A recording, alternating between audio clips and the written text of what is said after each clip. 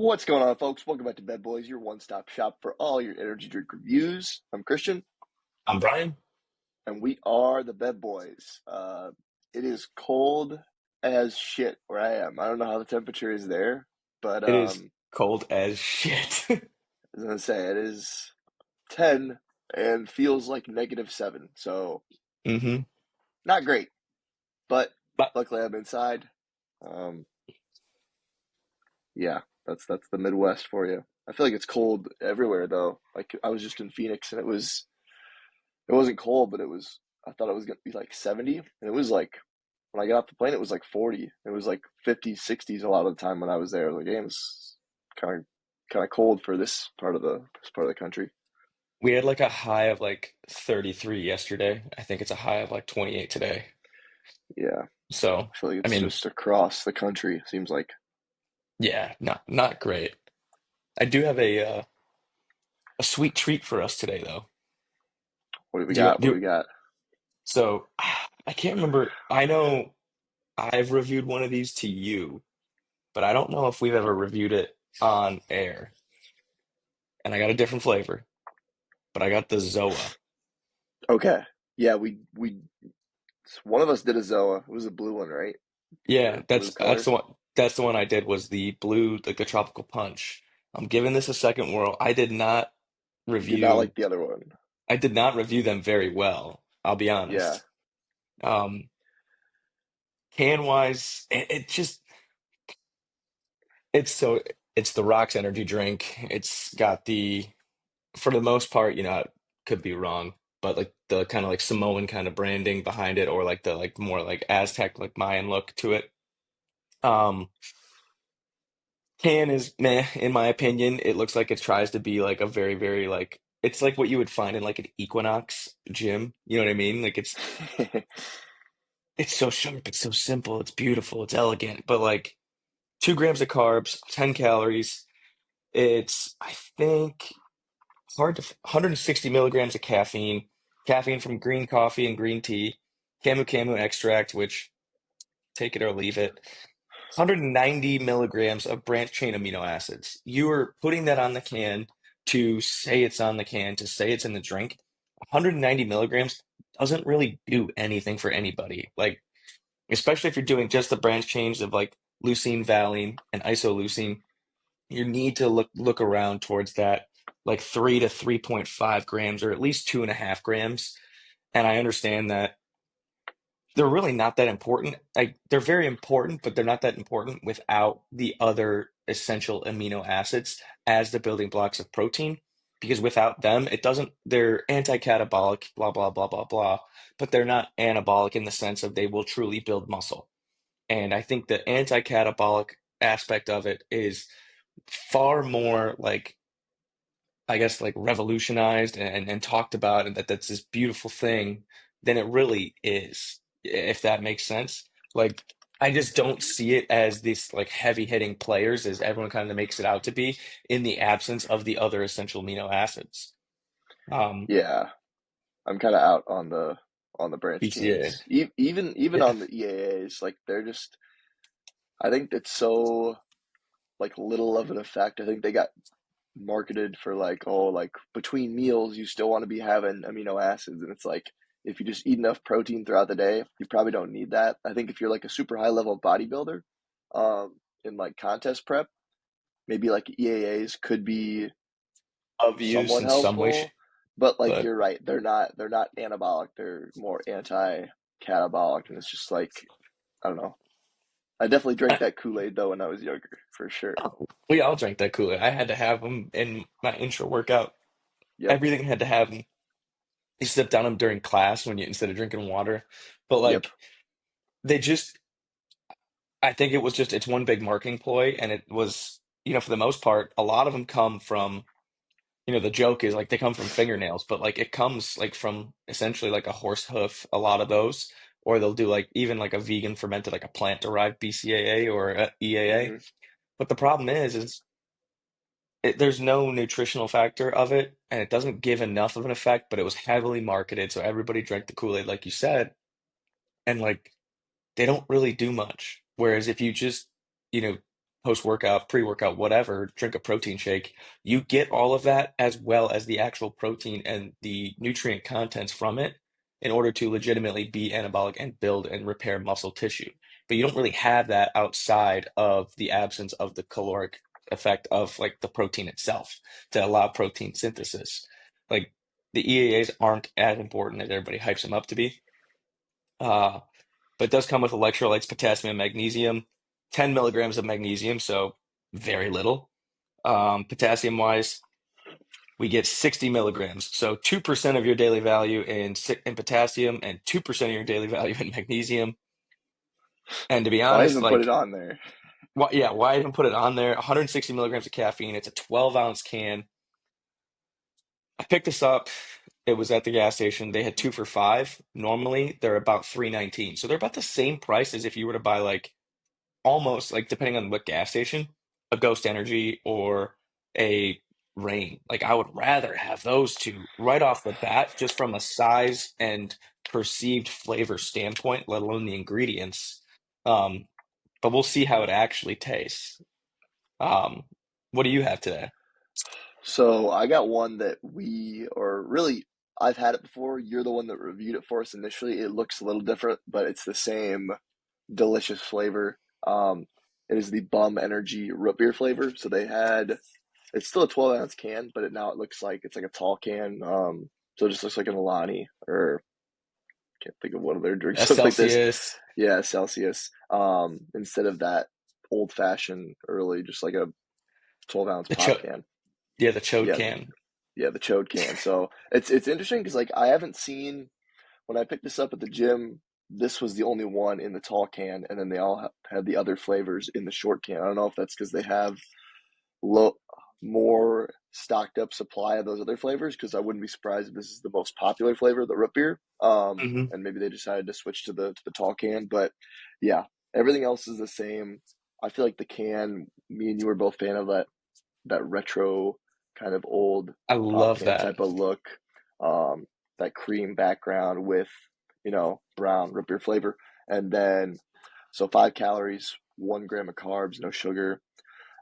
Lower on the caffeine, but a little bit higher on the nootropic. So 112 milligrams of caffeine. So it's kind of marketed to be like equal to a cup of coffee or around there. And then cognizin, acetylcholine is the main nootropic there, 250 milligrams of that bad boy. Um, yeah, we already know we're a big fan of this one. I feel like I've read this thing on the back. Oh, yeah, don't be a bum, drink Bum Energy. Um, I like when they have those little funny blurbs on the back, but yeah, big fan. Speaking of CBum, you brought something to my attention that might be of interest to us. So why don't we Yeah. let's roll into that before we pop these tops. I popped my top, which it was a very Okay, lackluster one, by the way, but I didn't even hear it. it was that Wow. bad. There's Okay, I might no as well seal pop or mine. anything. Yeah. That's See funny now though. that's a good pop. Yeah, dude, Sebum post post retirement, officially from competitive bodybuilding in some way, shape, or form. Obviously he's still lifting, he's still training, he wants to be a dad, he's still an owner and partner in Raw Nutrition, I believe Revive. But his training looks a lot different, is what we're saying right now. And it's really cool kind of seeing him like go towards the less, I guess, vanity aspect of training, where it's, a lot of isolation exercises, training solely till failure, grow the muscle, that's it. um, Now like he's front squatting, he's doing a little bit more different things. I see him, doing sled pushes, sled drives, sled pulls, sled drags. He's compound movements. I think he was like doing some power cleans just to test it out and have fun with it. But he hopped on a force plate. And this is what was insane. I sent this to about 13, 14 different people. This guy got on a force plate, hands-free counter movement jump. They didn't throw the number up on there, but it looked to be like around like 27 to 29 inches on the jump height. It was insane. Now, he obviously not training for neuromuscular essentially function to be extremely, twitchy in a sense. So it took a long time to get down there and it took a long time to get back out, but it was a full deep squat pattern And when he took off, I was like, oh my God. Like, I was not like, it's not supposed to work like that. Typically, like when we talk about training, you say, well, you know, people will look at like this big dude who just lifts all the time and they're like, yeah, well, they're probably slow. They can't move very well, or they're not functional. Any other of these like kind of hot buzzwords that they throw at it. And then here comes a dude who's trained very, very diligently by any means. So you can't take that away from him. But like for the most part, over the past 6 to 10 years, he's trained like a bodybuilder, not like an athlete sprinting, jumping, throwing, a lot of compound movements. He's training machine work. He's doing isolation exercises, single joint exercises, hops right into this, 6 months post Olympia, and he's athletic as shit. Hmm. You can say like, oh, like, well, he was an athlete before that, blah, blah, blah. But like, if you don't train it, you lose it. And he wasn't really training that in that shape or form. Now he's probably got a high cross-sectional area from the amount of strength training that he's doing in his muscular tissue, but his like central nervous system isn't prepped and primed in order to just hop right in and do stuff like that versus like people like us who every time we lift, if we're in some way, shape, or form, we're probably throwing something, sprinting or jumping in some way, shape, or form. And this guy just he walks in and breaks every rule. And it's like this isn't fair, man. Like you're already a 6-time Mr. Olympia. You're just you're everything. You can't have this too. It's not fair. Yeah, that it's interesting, but it's also like he obviously has elite genetics. He obviously has elite genetics. He's a multiple time Mr. Olympia winner, Yeah, and I feel like to get that big, even on some special sports supplements, you have to have like really good genetics, especially like to tolerate it. Um, so I I think guess that's definitely going to play a part. yeah, and like it's I mean from what you describe it, like he has the capacity and just not obviously took him a while to get down there. He's probably squatted below parallel. It's usually not what you see in a CMJ, but yeah. So it doesn't make sense, but it makes sense. You can make it make Yeah, sense if you want. yeah, and it's just to me, like he's probably got well enough money that he never needed to become a professional athlete. You know what I mean? I don't want to say bodybuilding isn't a professional sport, but I mean like a traditional professional athlete in a traditional Right. sense of basketball, football, baseball, soccer, hockey. Hmm. Those big ones that everybody knows to be professional athletes versus, bodybuilding is a little bit more of a niche sport. It's essentially a Yeah. lot Not as like, much money in it for sure, unless you're at the yeah, top. unless Kind you're of at the like top, track, I'd say. you kind of get more from essentially like the NIL variation of the sport, often name, image, and likeness versus like competing. You don't necessarily get the same Yeah. money from. It's the Um, sponsorships that yep, pay the bills. exactly. But it's like, what could this guy have done if he wanted to say, play football or play basketball or baseball? Like, could he have been like a first baseman or like a shortstop? Would he have been athletic enough to do that? Would he have been athletic enough to play like outside backer or like D end? Because he's big, you know, Hmm. or a middle backer? Or could he have played like, like a wing in hockey or even just a center? Or if Hmm. would he play like shooting guard or like small forward? You know, those they Yeah, could, who he's knows? not like 6'7", but I think he's like 6'3", 250. Like that would have been a pretty good It's a shooting big guard, body. depending. Yeah, it's big body. Get him in there a little bit, mix it up. you know, there's always those what ifs, and it's like, God, the guy's like, he is, for lack of a better term, he is a freak. Um, just frame wise alone, like even if you never stacked a muscle on him, just frame alone, he could have been a freak athlete. Um, 100%. I think that's really cool. Like when you look at it, like when you look at like athletes themselves, and you're like, "Ugh, they never filled out the frame, they never did this." It's like they don't really have to, but Hmm. not everyone's gonna look like Bum. They're not Yeah. gonna look like Chris. that guy, but that's almost the sense of like people are like, oh, I don't want to strength train because I don't want to look like that. It's like, dude, you don't understand like how hard he trains You're to a look like ways that. away from that, bud. Brother, I've been I doing this would, for 12 years. I'd love to look like that. I can't. yeah, I'm like, I don't think you understand how this works.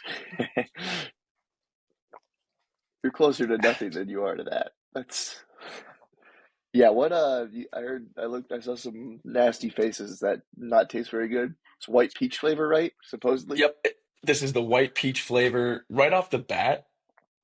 I was kind of hoping it. Do you ever have like the white peach Lipton tea that comes in like a bottle? It's like a raspberry white Yeah. peach. I was Yep. I kind of have. hoping for like that flavor because I actually Yeah, really that's not like bad. those. But it's like, and the whole thing is like it tastes like it's supposed to be like natural flavoring. It tastes really chemically. It tastes very chemically, and I am. It's so flat. Like this, like you can see like the can like has no Yeah. Not a lot of. spurt to Not it. very resilient. Yeah. No, and like even like before we popped the top, like you kind of had like some of that like that sink in there, and I'm like, this is gonna, Mm. and this is the same thing as it was on the other one, that tropical punch. It's like that kind of like that lightly carbonated, but that I mean light carbonation is being generous on this right now.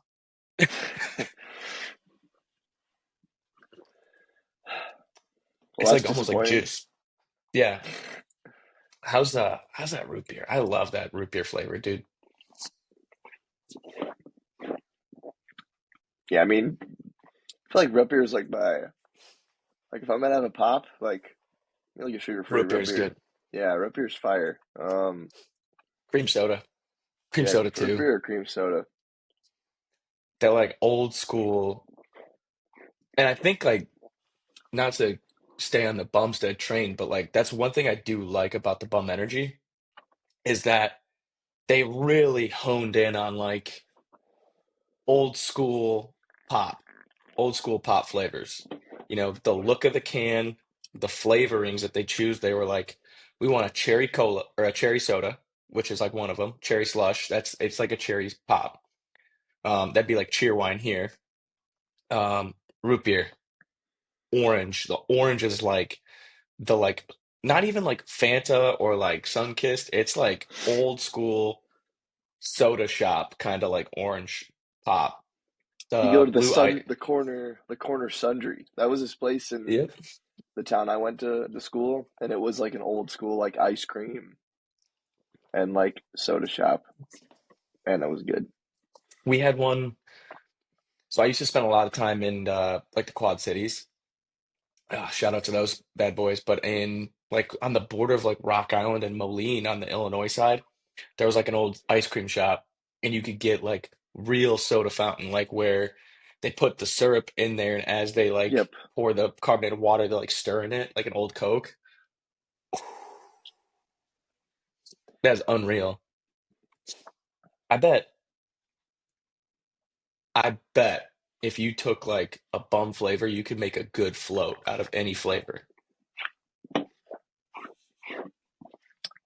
Yeah, Like the root beer, the orange, the caffeinated cherry. root beer float. That would be, I mean, I'm not opposed to it at all. I think that would be Pre-workout super question good. mark. Some caffeine and carbs, ice A little bit of cream. carbs, a little bit of carbs, have a pretty good lift. Did you Pretty good lift. you trained a couple of times while you were over like Christmas, right? Yes. How was that? Because I know like during that time, like the entire world is like, I want to train, I want to like not fall off, but Yeah, obviously you spend, like where I work out when I'm home is like a local gym. I think there's always people like coming in, kind of getting once in a while, like getting a tour or maybe just buying a membership. But I think the thing that's cool about that is it's not like a commercial gym where you're dealing with the huge influx of people, and it's a smaller yeah. town too, so it can only be so much. Um, so it's cool to see. I usually see the same people like every time I come home, like the people that live around there, and then my friends that maybe come home that don't live around the area, they'll come in to get a lift, or people that I did go to high school with that still live around the area. I run into Hmm. some of those people. So it wasn't really like a crazy, like, oh, it's super packed with all these like New Year's resolutionites. So I didn't have to deal with that a whole lot. It'd probably be a little bit different if I was working out at like a LA Fitness, I would assume, but who knows? Um, What is your I- what does your training look like during that time? Like, do you have a plan when you're like coming home and you're just like, I'm just gonna stick to what I'm doing, or you just kind of go in there? it changes for me because like the equipment I have access to, it's a lot different. So like I like to just have fun and take advantage of that. Like it's more of like a traditional like gym where it has the free weights and stuff, but then it also has a good amount of like machines. I'd say it's biased a little bit more towards that because the guy that owns it is a he's a natural pro bodybuilder. But they do have like there's Yeah. a couple strongmen that work out there. Like they have like wagon wheels if you want to do wagon wheel deadlifts, couple little deadlift platforms. Like they have a yoke, they have sandbags. So like it's a really good like mix. I think the only thing that I wish like it had, and I'd probably be the only one that use it, is like a long strip of turf. There is a little bit of turf, but really not a whole lot of space to do like sprinting and stuff like that. But it's I'd say it's a little bit heavier on the machine side. So I like to just bang out, it's hypertrophy phase, I guess you could call it when I go home, especially if I'm only home for a few weeks. Still do some compound lifts. Like I was doing the wagon wheel deadlifts because like I've never really done those, and obviously Hmm. like you can just do it from blocks, but it just looks way cooler when you're doing those. Um, and then yeah, they have some pretty sick machines like hack squat, pendulum squat, belt squat, nice ass leg press. Trying to think what they got for upper body, hammer strength for the upper body, um, and Hammer strength then row. hammer strength row, chest supported like T-bar row. That's a good one. Oh, Um, Cables with a bunch of like really cool attachments. Have you ever used like the mag grip like lat pull down winner rows? Those are super nice. I'm a I fan. just got I got to use one. So the same thing. I went to a gym near my parents' house when I went back and saw them. Um, did the same thing where it's like whatever equipment I have, I'm like, I want to hit a squat, a hinge, a press, and a Right. pull. Like whatever it is, I'll find it and I'll just have fun with it, play with sets and reps, whatever. But when I did, I was like, oh, always gonna finish with like just a pump because I never get to use machines really because we work out in athletic performance center gyms where it's like, yeah, there's probably like a cable or so, but it's like it's not really like a full machine. Yeah. And they had the giant cable crossover towers that like those centerpieces. And I looked over at all the attachments and they had all the mag grips. And I just was like, I'm gonna put one on the low row, I'm putting one on the lat pull down, I'm putting one at like a mid row.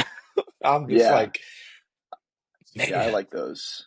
They're nice. And you feel like you don't like because you hold it like this basically. Like you don't have to Yeah. grip anything. Yeah. It's like a It's hook. so You just use it's your so comfortable.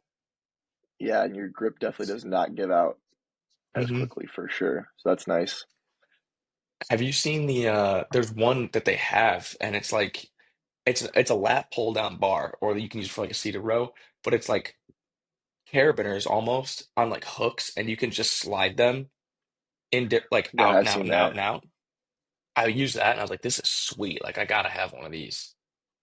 Yeah, I feel like designing a gym would be freaking sick and just like picking out like the exact pieces that you want.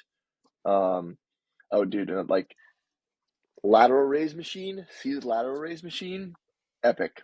I've never been. I know they exist. I've never been to a gym that has like the standing lateral raise where it's like arms extended.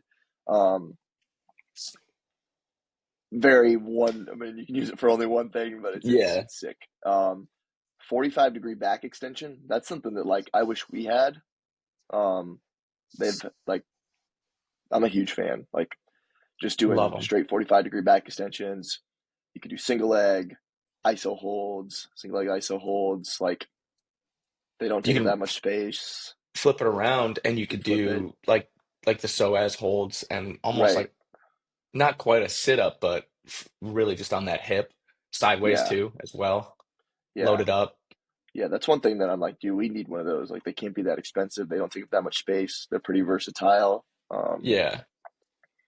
So I got a question for you then. You get building a gym, any gym you want to build, right?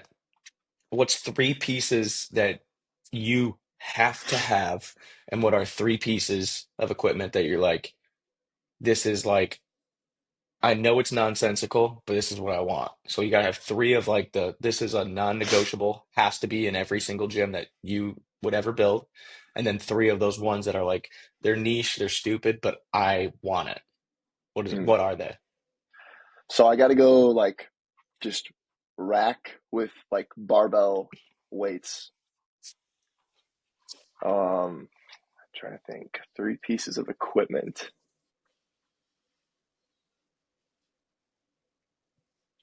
Three pieces of equipment. I'm thinking.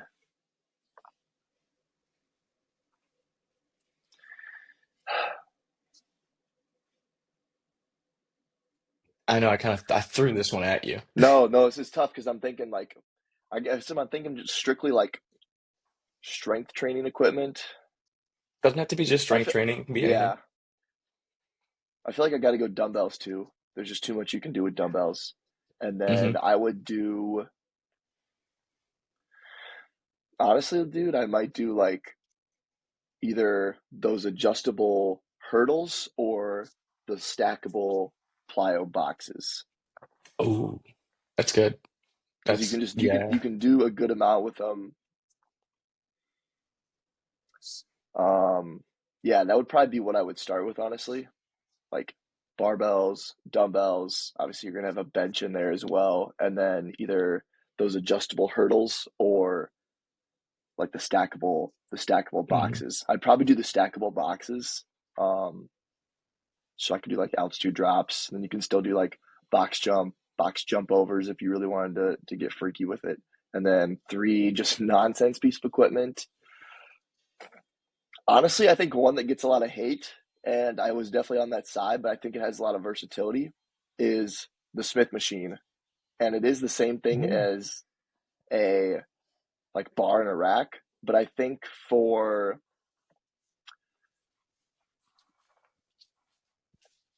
certain things, like I was just messing around on it like before I was about to do bench press, and I was like, oh, I want to do something that's kind of like upper body power, so to say, if you believe that's a thing.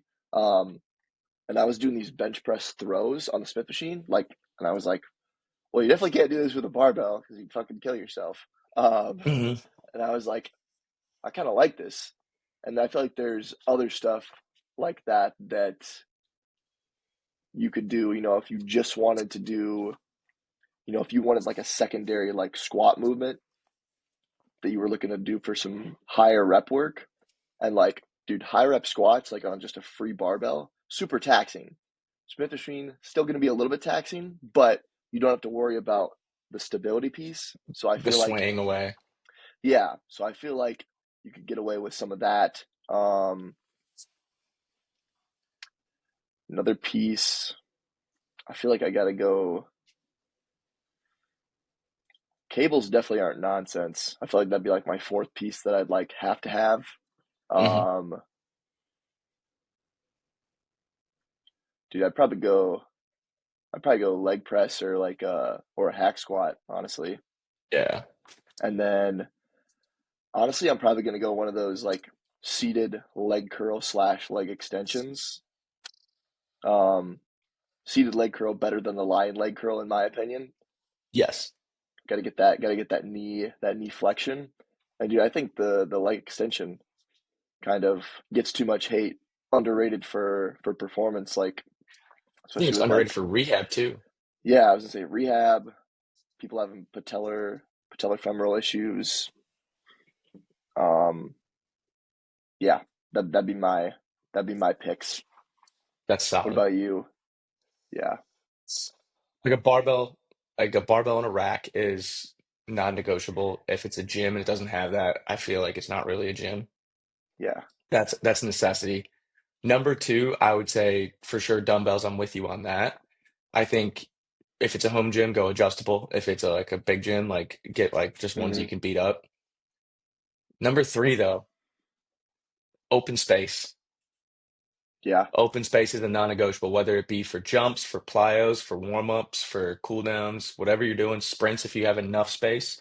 Um, the gym I was at had it was like half of it was like a commercial gym, and the other half was like a CrossFit kind of a box where racks were on the side, and then they had turf along the other edge of it. So I'm like, I'm sprinting in here because it's 40, it's almost like 40 yards. Like I'm getting some sprints in.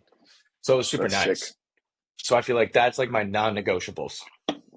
My fun pieces, I feel like either a like a run rocket, some kind of resisted sprint like that, or like the torque sled that you can adjust with the wheels and it has the magnetic Yes. resistance. I love that. One of those two. Like that's my fun piece. I gotta have it. Um, I would definitely say a either like a leg press or a hip thrust machine, like the plate loaded hip Hmm. thrusts. Yep. I love those because I love hip thrusts. I think they're a great movement. You can load it up. You can have a really good range of motion on it too. But setting up the barbell, putting your back on the bench, it's just a bitch and a half getting into.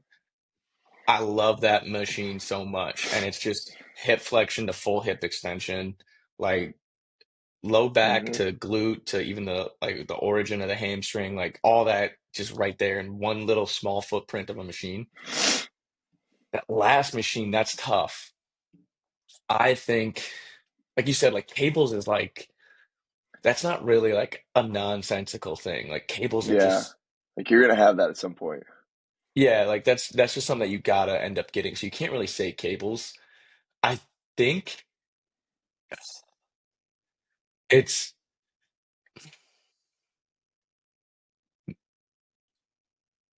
if I could pick like any stupid, I don't want to say stupid, but just some weird machine that I'm like I would love to have, like a Kaiser runner. Like that would be so sick. That's such a like a far-fetched idea to ever get Yeah. my hands on one of those, but like I think Yeah. that's so sick. Um, and for the ladies, a Stairmaster. Yeah, Like I I'm think put I'm putting together a home gym right now, and like my girlfriend's like, Would you ever like get a Stairmaster?" And I was like, "All right, I don't know, like, we'll see." it's on that Versa climber. Yeah, Yeah, no, it's like yeah, the Run Rocket's a good one. I mean, I would get a 1080 if well, like yeah, obviously. they're like I'm trying to think of like $20,000 though. what's actually Yeah, feasible let's for me to purchase. yes. Yeah, I was gonna say maybe down the road. Um, dude, I was just in Arizona and the Cubs, we just redid our whole like spring training facility weight room. So I got to work Oh, out in that. Dude, super sick. It was nice before, but like it definitely like needed more racks and some more space, especially for like spring training when you have 100 people in there or like yeah. trying to get in there. So like super nice. Like they redid the floor, which probably needed it the most. And then we had 12 racks, which I think is they only had like 6 or 8 before. So 12 racks, Sorinex, they're all like connected, um, big, wide like runway in the middle. So you could do like a full like probably 20-yard sprint. Like I used the Oh, 1080 that's and nice. I used it inside, like ran between the racks. There was that much space. Um, but dude, have you ever used a tsunami bar or heard of a tsunami bar? Is that like the it's like the bamboo hurricane bar, right? It's like a Yeah, different it's the version one of it. that bends. Yeah, and like Yeah, dude. they only weigh like 15 pounds, but like the weight is like way out to the side and like it And just it just bends like a it mofo. bends. Dude, I used one of those for some squats. That shit was tight. I You I was a know, big fan. you know what bar I tried once and I was like I thought I was gonna like it way more than I did. The like the elephant kind of like camber bar. Yeah.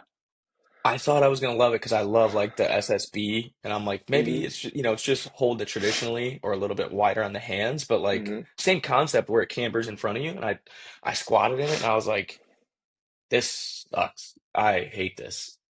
But I benched Dang. with it and I was like, oh my God, I love this. Because Hmm. it's like it sits right, like the weight is beneath you. So like you can go all the way down and you just have that nice like bend around you. But Yeah. like squatting with it, I did not like. Yeah. That reminds me of like I used I guess they're called like a cambered bar where it's like the it goes up and then you got that Yeah, extra in the middle, but then it's straight. I thought I was gonna like benching with that because I'm like, oh, I'll just get more range, but like it was a little bit wider than like I normally like gripped, and then it was just like if you can't go like all the way down, like it kind of like spins, and I was like, that's just uncomfortable, so didn't like that yeah. as much. But for like rows, like bent over like barbell rows, nice. But the What was tsunami bar, sick. I liked I it would for love to try squatting. one. I would Yeah, love to try one. and I think there's like they were like sending us some studies about like the differences between like the tsunami bar and like just a regular bar with like the ground reaction forces. I haven't really looked into them too deep, but I was doing like because I think you can load it fairly heavy. You can load it up to like 540 pounds, but I think what a lot of Oh people use wow. it for is like kind of like that rapid response. Like I was A just little bit more doing like sets ballistic. of yeah, like I was just doing like sets of five and like doing them like as fast as I could. And dude, that was I was a fan. I would have liked to try it with bench too, but I don't know. I feel like you got to have some good clips on that bar though. Dude, it was yeah. But yeah, super nice facility. Obviously the 1080 there, super sick. Yeah. And that's where like those they had those adjustable hurdles, like the yellow ones where you can just like move the clips up and Click, then click, put the click. bar. Yeah, I did some stuff on those. That was fun. I'm a big fan of those adjustable hurdles, and they're inexpensive. I don't want to say cheap because they're not like cheaply made, but they're an inexpensive piece of equipment that And they don't like, really break because of how they're set up, those yellow yeah, ones. they just like they break because they like break apart, but they will break apart where you can just put them back together Yeah. instead of actually snapping the hurdle. Yes. I'm a big fan of those. I guess that kind of like leads to like, I mean, I know we kind of talked about a lot of equipment today, but what's just like a piece of equipment that like you see a lot and you're like, I'm out on this. Like I just don't see like obviously there's the big ones like the Bosu ball, like we don't use those. I'm just out on it. I think they're dumb.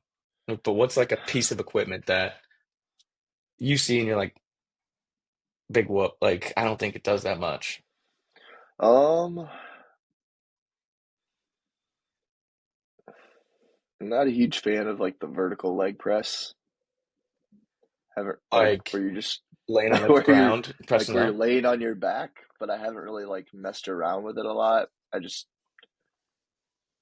I don't know. I'm I'm trying to kind think. of wanting I might catch a lot of hate for this. I'm not a huge fan on like the adductor, like abductor machines. Yeah, I get I've I get them, but I feel like there's better ways to do it. Like the one I really there like is. is I can't remember who makes it, but it's a single roller on like a pendulum. You know what I'm talking about? And you It's like stand in a it. kind of like a four-way hip. Yeah, Yeah, yeah, the four-way hit machine. and Like, then you'd adjust it. You love can that. do abduction, adduction, flexion, extension. You're talking about, Yes. and it's like pin Yes. loaded. Yes, Yes. they have one of those at our. Love I like that. Love that. But like the one that you actually sit in, you like straddle in like you're at an OBGYN and Yeah, bro. like Good girl, bad girl. That's what yeah, we used to call them. Good girls, bad yep. girls. But But like I just those I'm just kind of out on. yeah, I've used them, but like I mean, it's like it's one of those things. Like you would get it if you just had tons of space, but you can really only do one thing with them. So, Yeah. um, other machines, shoot.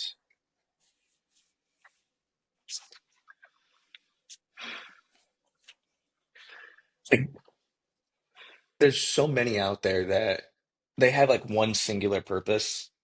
I love like the multi-grip bars. Those are sweet. Big fan of Hmm. those, to be honest. Like the Swiss bar or like the Kabuki Cadillac bar, any one of those. And sometimes they'll even have a camber on those as well. But Right.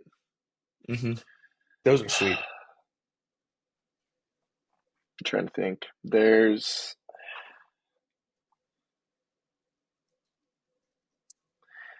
the gym I go to now has so they have the seated leg curl, they have the lying leg curl, and then they have a standing single leg curl. You know what I'm talking about? hmm Like you're standing, kind of Standing lean into the and machine. you just curl it like a butt kicker almost. Yeah, I'm not a huge fan of that. 'Cause it is like I don't know. The seated is superior to both of those in It's my opinion. seated Um, is the king.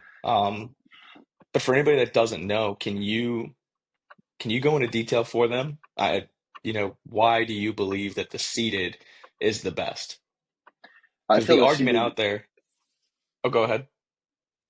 I feel the seated's the best because I think people kind of overlook knee flexion at times, like hinging, great for the hamstrings, but to hit all three hamstring muscles, you got biceps femoris, semitendinosus, semimembranosus, and you got to hit knee flexion and hip extension for to fully develop and strengthen the hamstrings.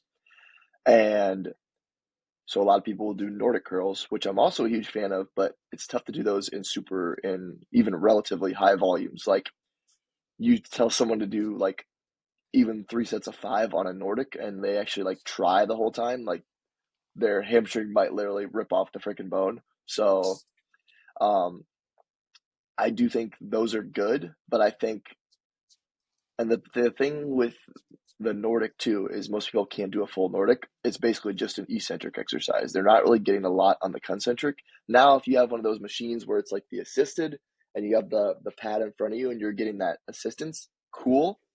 Um, but I like the seated leg curl because you're getting the same thing, but you're getting the concentric and the eccentric. And the biggest thing is you're working the hamstring from like its most lengthened position. You have your leg literally straight out in front of you. Um, and you can do a ton of other, like if you want to do like overload eccentrics, you can go curl in concentric with two and then just eccentric with one leg. Um, I just think it's better. I used to, I'm trying to think of what I've done in the past. Banded hamstring curls, I'll do them. Um, if you put the foam roller under the hips, like you showed me Yep. at Elon, that makes it a lot better. But it's still like tough. Like bands, because obviously, like as they stretch more, the resistance is greater. So the resistance curve isn't like consistent throughout the whole thing, like it is on like a weight stack or something like that. Manual resistance, I'm a big fan of that. But I feel like I don't know, the seated leg curl for knee flexion, I feel like is superior versus like if you do a lying leg curl, it's going to be tough at the very start when you're going from that dead stop, but once you get past like that the midpoint, it's not a ton of it's not a ton of resistance there, and I feel like it just doesn't. I mean, you're not feeling that stretch because you're laying in this prone position versus you have your hip flexed and your leg extended in the seated leg curl. So the hamstring is getting in a more stretched position. And then the standing single leg is kind of the same deal with that. Like you're standing straight leg, your hip is not flexed up.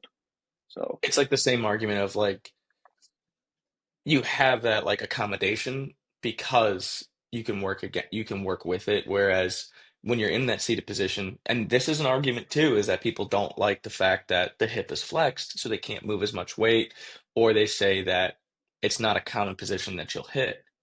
But I like where your head is at, where you're saying, all right, when you're seated, you flex the hip.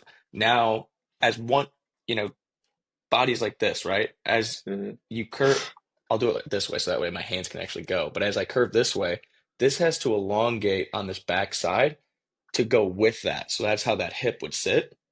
Whereas if it's straight, well then the only like working lever is here versus this like already making it a little bit tougher that you have to work through that range of motion by on that posterior chain while you're sitting down. So you're working, I don't want to say from a more detrimental position, but a more More compromising position. disadvantaged. Yeah. Yeah, like a compromising position in some way, shape, or form to at least get that starting point out. But like you had mentioned, the initial move across that resistance curve is not as great, but you have a more steady way through that Yes. entire resistance curve than just hard, easy. For now, it's fairly difficult, fairly difficult, fairly difficult, fairly difficult, fairly difficult, pretty easy at the very end. Yeah. And like I'm not saying like you should be doing both. Like obviously Yeah, like the hinge like RDL variations, that's what you're gonna move. The biggest absolute load. It's gonna be, you're always gonna have those. But I'm just saying like throw a little bit of knee flexion in there. And I do it is tough because like at our facility in the DR, like we have a lion hamstring curl. So we use that sometimes, but it's like we have one machine and we'll have 15, 20 yeah. guys in there. We've used the bands, we've used Nordic variations. It's tough. I mean, it's not like you're gonna have a college or pro weight room that's gonna have four seated leg curls. Like it's just not Yeah. gonna happen. But like even if you can get guys like I like the way that we did it at Elon with the reverse hyper. Yeah, we only had one of them, but like hit one set of 20 at some point in the lift after the main movement, and I feel like that worked fairly well. Um, I'm a fan of that, especially with like that kind of stuff. Like you're never gonna do. I mean, I guess some people, if you're West Side Barbell, you might do 4x25 on the reverse hyper, but like I like that you can just do one set, and then we did it, every single week. So kind of working around that. Trying to think And of what have you other. Go ahead. have you seen there's a variation of the lying hamstring curl where you actually like you break the hip and you kind of lay like this. So you're prone, but you cave the hip. I haven't used one, but I've seen him a couple of times. I'm like, Yeah, where it's like an apex in the middle. hmm I have seen that little those, peak. which I feel like would be better. Um, I feel like that would kind of like it plays both sides of the coin. I haven't used it, so I can't speak to it. But I'm in theory, you're like, okay, well, you get the breaking of the hip, so that flexion, and then mhm. you have the more disadvantageous position to start off with. But you're also in that prone stance that you can then curl it. But then the argument is also by doing that, are we accomplishing enough of either of the two that it makes sense? Yeah, are you doing a decent job at two different things instead of just doing a good job at one thing? Which Yeah. is that's another interesting topic. I have a buddy that's a personal trainer, and like he, I like, I do not think I could do that. I do not think I could operate in that world, at least not now. Like the patience you have to have, and just like I think just like the stuff that he sees from some of the other trainers that he works with, like I feel like the classic there is like combining exercises to like, you do like a lunge into a bicep curl into a shoulder press, which if you can curl or shoulder press the weight that you're lunging, you're definitely not doing much. You ain't doing shit with the Lunging. lunge. So No. like that. Oh, dude, another machine I'm kind of out on, or almost exercise in general. You can feel free to disagree. A decline bench press machine, or like Which a is decline bench, yes. useless, waste of space. Like I'm sorry. Yes. I did. We all did it. We all did decline bench when we were in high school because you could lift way more weight. But like it's It especially a doesn't do it. machine. Yeah, like and even like the setup, like you have to have a whole like bench that's a decline bench, or like Specifically for that. yeah, like it's just a waste of space in my opinion. Like Yes. I'm for the incline bench. If you're All gonna right. like decline bench, dude, just do dips. Like just do a dip or do a cable fly where it's high to low. There was a study on swimmers, and in full range of motion, the dip, like a true dip on like a dip bar attachment, had the highest pectoralis major motor unit recruitment and like effect on the cross-sectional area of the muscular tissue than any other chest exercise, including like actual like flies, bench press, anything. The it was the dip, and that at 50% range of motion. on the dip, you could still get everything that you needed to in order to get the actual muscular adaptation that you're looking for with the appropriate volume. But at 50% range of motion, you still got everything without any risk to the actual shoulder socket. So Yeah. I thought that was super cool. I was like, okay, so people who can't do a full dip, they still get the actual growth from a partial in I'm a a much easier setup. yeah, I'm a fan of dips. I For the longest time I just didn't really do them. I don't know if it's because I don't know. I feel like they're like people just don't do them as much, so I didn't do You them as forget much. about Like we them. had, yeah, and like if you don't have the dip attachment right out of the rack, like we kept ours in the closet, like a storage closet. So like obviously you're not going to think to do a dip. Do the bench dips too. I'm not a huge fan of those. But dude, I feel like, and this is where like another machine that I think has more utility than people think, and that's the assisted dip, assisted pull up. If you're getting guys trying to do pull ups, Yes. especially, like Big I feel guys. like, yeah, I feel like whenever you like, I feel like getting big guys to do pull ups is a topic of discussion in performance. It's like, oh, do you just do eccentrics? Oh, do you do bands? Oh, do you do like lat pull downs? Like, I used to be big on the bands, like when I was in undergrad, and I was like, oh, because it's cool because you can have them go through the full range of motion, like they feel like they're doing a pull up, but then it's like the band, it uses momentum, so like as you get closer to the top, it kind of slingshots you up, especially if you do it fast. Like guys can kind of Yeah. cheat it. um, the eccentrics are great because obviously the eccentric is super stressful, but it's like they're never getting that concentric. I think you kind of have to combine methods. Like if you're going to do eccentrics, then okay, maybe you do some lat pull downs too. If you're going to do the band, then maybe you do some eccentrics too. But the assisted pull up, I like because it's not going to use that momentum. You know the exact weight. Bands, it kind of gets a little hairy. Obviously, you can just go from bigger band to lighter band over time, but you could probably even like figure out like based on someone's body weight. You could be all right. They need 40 pounds of assistance. They need 60 pounds of assistance, and that's what I would do. We have takes up a shit ton of space, but in the DR we have this like 4 station universal machine. So it's assisted dip, pull up, seated row. It's the OG.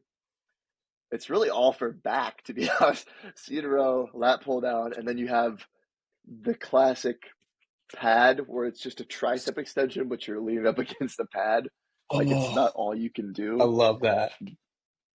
But I like the assisted dip and pull up for guys like some of our bigger guys that can't do pull ups. And like I would literally like stand over there and be like, all right, that's easy. And like maybe if they struggled a ton and they had 2 more sets, all right, we'll go 10 more pounds of assistance because I know you're not gonna be able to get, 6 reps on the next set or whatever. Um and for dips too, like if a guy, you know, if you're doing like a full range of motion dip and you haven't really done that, like it might be kind of weird. So if you want to add a little bit of assistance and then over time decrease that, and then all of a sudden you're able to do full body weight dips. Because dude, full body weight dips, like if you're a heavier guy, like that's pretty freaking tough. Um, Oh yeah. so that's another machine that I think has more utility than people think. And people forget that you can do like one arm assisted pull up. Like, you ever done one of those? Like, where you go on the assisted pull up, you're only doing one arm, and you can really try not to get too much lighting here. You can really like, it's almost like a stretch too. Like, you can really get like um, some good like expansion there, and it's just Yeah. cool to do like a freaking one armed pull up, one armed assisted dips too. I've done those too. Like, hmm people forget that you can do that. I'm it is a sleeper machine because people just look at it and go, oh, it's for somebody that can't do a pull-up. It's like, yeah, yeah, but you can get really creative whether you do a single arm variation of it or you have like someone who just doesn't have overhead pulling strength in any way, shape, or form, or someone who can't do a full range of motion dip. That assistance, and you can, and like you said, progress it off their body weight. So we're going to work at 30% body weight, and I'm going to slowly get you down until we can go to 0%, and then you can just do this.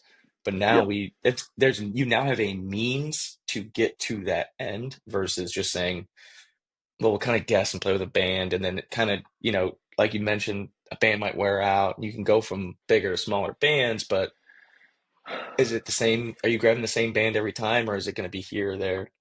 Yeah, And the argument is, does it make a difference? Yeah, but then you don't have people like bouncing off of a band trying to just rush through the exercise. yeah. And I think that was something where like when I was an undergrad, I was like gung ho on like bands for like, and I think it was also it's.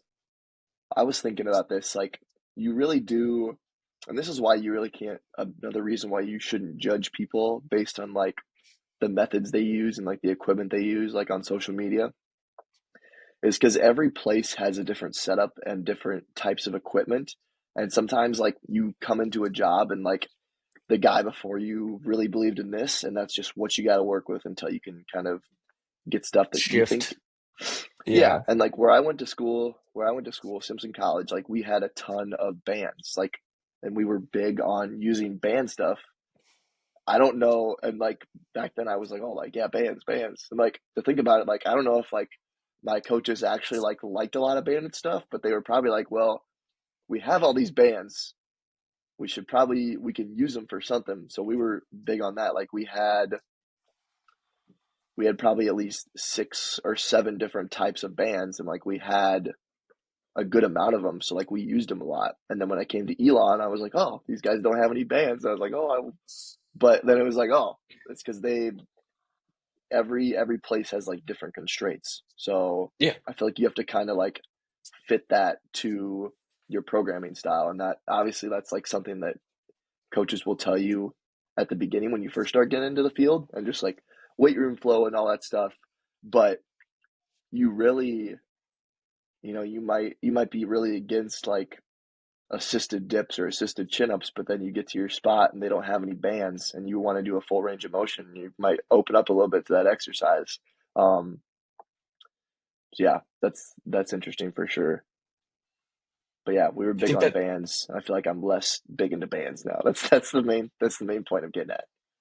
we were when I was in undergrad, we were big on bands because we had a very nice weight room in the sense of like we had like 50 yards of turf on the outside where you could sprint and use sleds and stuff. But in the weight room, it was a fairly basic weight room in the terms of like equipment. We had space, which was really nice, but we had dumbbells, racks. We really didn't have like bumper plates. We had either metal weights or like those ones with like the slots in them that you could like pop onto the barbells. Very basic racks. They were just a metal rack with spotter arms, J cups, pull up bar. No extra attachments or anything.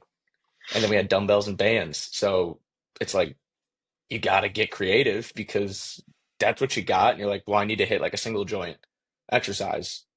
Okay, well, we got to use some bands or we have to have people hold each other and use manual resistance. So I think, and then as obviously as you kind of go and progress and you go to new places, you're like, well, there's different tools. Yeah, I'm not as big on that anymore. It makes you think like, oh, they had to do a lot more with a lot less. Right. Hmm. And I think even like I'm trying to think of all the weight rooms that I've worked at. I feel like the one I work at now is probably the most bare bones. Still super nice. Like I've been really fortunate. But like when I interned at Urbandale High School, they just built a bonkers weight room, like 25 racks for a high school. Like this thing was the second biggest at the time in the state, behind the University of Iowa. So they had a nicer weight room than like Iowa State football. If this thing was ridiculous. So like everything you wanted was there. Like they had the iPads at the racks before Elon even probably had Team Builder, and they had like real iPads. Like that was part of the intern job, was you plug in the iPad at the end of the day at the iPad charging station. And then I went out to Sac State, nice weight room, a lot smaller. Like it was like probably the size of Elon's, and it was shaped really weird. Like I can't even describe the shape. It was just like poorly shaped, but like they had nice stuff, but it was a lot smaller. Um, Elon, nice weight room. I feel like it was about the same size as Sac State's. The turf on the outside was huge because, like, at Sac State, we had to go, they were redoing their turf field. So we literally had to, like, walk to this other field that wasn't super far away, but it was far away when you have to carry hella plates out there. And then Yeah. Simpson, I feel like we have I haven't seen a ton of D3 weight rooms, but like, dude, for a small school, super nice weight room. Caveat to that is you also have to share it with the rest of the student population, which is when it gets hairy, which is why it is. It's I feel like people overlook how tough it is to be like a director at a small school. Um, just all the other outside shit you have to deal with. That was just one of them. But like we had a strip of turf in the weight room that was probably 25, 30 yards. Like we ran fly tens in there. If you really backed it up, you could get a 10-10 fly. And then I think we probably had 13 racks. And then when I was there, they put another six upstairs because, upstairs we had like our cardio equipment and like our machines. That was more of the general fitness center. But we put six racks upstairs so we could train like small teams. Like when I was training the gymnastics team, they went up there. So, and then down with the Cubs in the DR, still a super nice weight room we have, but it's just kind of like a smaller scale. So we have four four racks and then two of like the rogue rack stands that like you could Hmm. use them as racks, but like they don't have catches, so like we'll use them kind of sparingly. Um, but like dumbbells only up to like 75. I know we're kind of working on getting that, but like you really do have to. I mean, your coaching style and your programming style, it really does adapt to the environment you're in. And from what I've heard, like this sounds crazy, is like when you get into the affiliate level, I know at the major league level, they're required to have like a visiting weight room. Like if okay, the Cubs are playing at Milwaukee, they have to have a weight room like just for the visitors, and they have to have a certain amount of equipment. But like the minor leagues, they don't have to do that. So like from my understanding, you could literally train guys at like a 24-hour fitness, and like all right, bus is leaving for 24-hour fitness. Can you imagine just like you're in like double A and like you're trying to make it to the big leagues and you're training at like a 24-hour fitness. So like it's not just like it's not just like high schools and small colleges that are dealing with this. Like the constraints are real at every level when it comes to a certain point. So definitely I interesting to could think about. I can only imagine that. Thankfully, in the sports that I deal with, like your training's done before you go to compete. Whereas like baseball, it's like, well, you're doing your primer. You're our Saturday guy, not our Friday guy. So you got to do some stuff on Friday when we get there. And if you're a Sunday guy, then you got to come in on Saturday. Or if you're Friday and you come in on Sunday, you got to hit your recovery workout, whatever that might be. Like for me, I'm like, it would be nice to just like if we go to like a meet, you could go into the weight room, hit like a little bit of a primer. If you're 2 days early, like a conference meet or something. I would love that, but in track and field, they're not about that action. Yeah, they're not having that. Mm-mm. I mean, you know as good as anybody, like from the track side, like with your background, like they're not like gonna let you go in and do stuff like that. Fuck no. Yeah.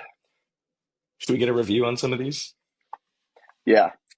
Um, I know you gave this a really good rating. I really like it. I feel like it's like a perfect like it's a Sunday. I'm not going to be doing a whole lot. I'm going to try to get a little bit of work done, but like it's a good like I don't need to really redline my shit on a Sunday, but this is still like a nice little like pick me up. Kind of like the equivalent to like a coffee. The taste is amazing.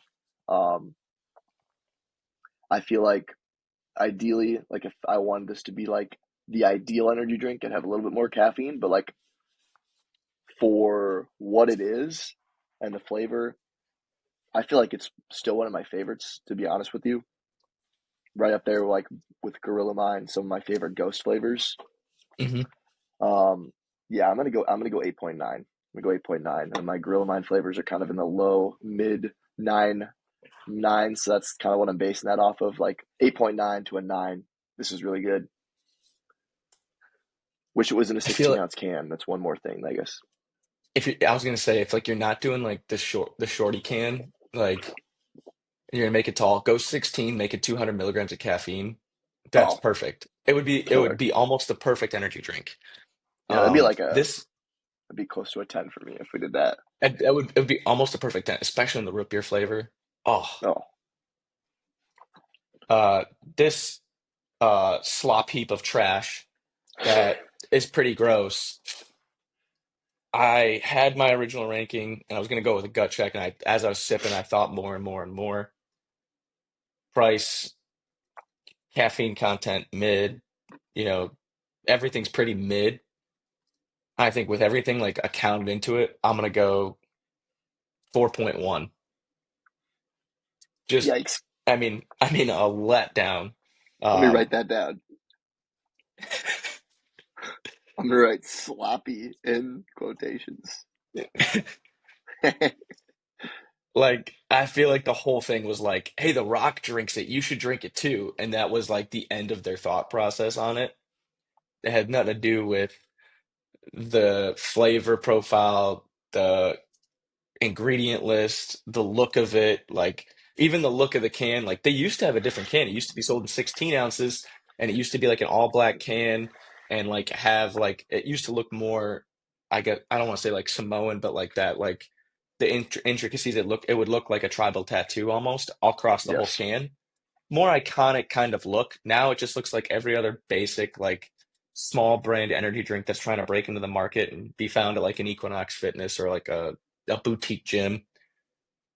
It's Bally's. mid. Bally's Fitness, yeah. Just That's mid. another topic for another day. Is the types of gyms we can go through those. Oh yeah. We might have to write that one down next to Slop Yeah. Heap. Slop heap.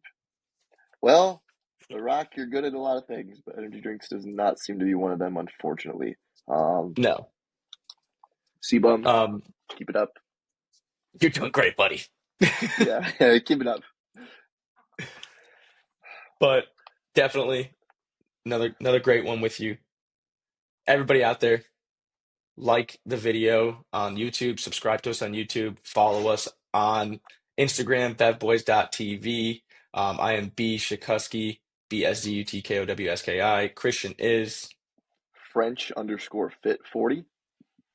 and definitely follow us on is it Apple Music or Apple Podcast, whatever it Apple is now on Apple, Podcasts, Apple and Podcasts, Spotify. Spotify. Subscribe on YouTube. That's kind of our main three platforms there. Thatboys.com if you want to get yourself a shirt or a hoodie. Um, yeah, we've had some good episodes lately. Definitely go listen to our Q&A episode if you haven't already.